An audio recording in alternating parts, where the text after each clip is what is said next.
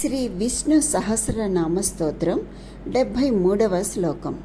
స్తవ్యస్తవ ప్రియ స్తోత్రం స్తుతి స్తోతారణ ప్రియ పూర్ణ పూరయితా పుణ్య పుణ్యకీర్తిరనామయ. స్తవ్య స్తవ ప్రియ స్తోత్రం.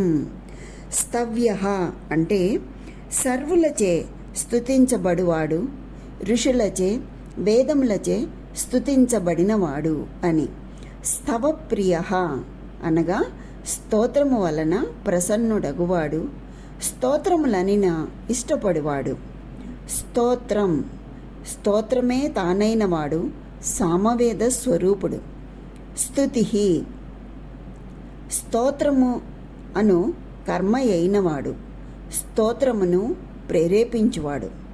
స్తోత స్తోత్రము చేయువారిలో ఉండువాడు. రణప్రియ యుద్ధప్రియుడు అంటే దుష్టులతో యుద్ధప్రియుడు. అంతేకాదు లోకరక్షణార్థమై శంఖ చక్రాది ఆయుధములు ధరించువాడు.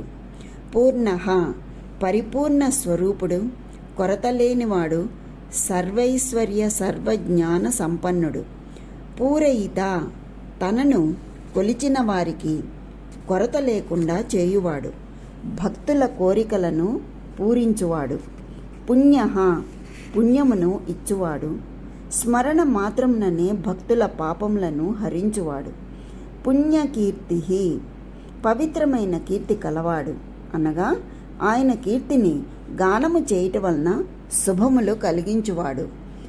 అనామయ అంతర బాహ్య సంబంధమైన ఎట్టి రుగ్మతలు లేనివాడు, కర్మబంధమనడి రుగ్మత లేనివాడు అని. ఈ శ్లోకంలో 679వ నామం నుంచి 689వ నామం వరకు తెలియచేసి ఉన్నారు.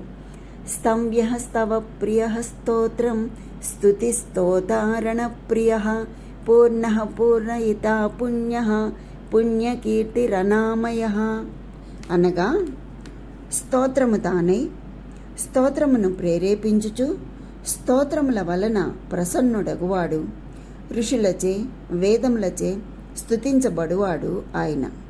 రణప్రియుడు, కర్మబంధములనడి రుగ్మతలు లేనివాడు మరియు పరిపూర్ణ స్వరూపుడు, పుణ్యాత్ముడై పుణ్యములు ఇచ్చువాడు, భక్తుల కోరికలు పూరించువాడు ఆయనే. అట్టి ఆ శ్రీహరికే శతసహస్ర వందనాలు. స్వస్తి.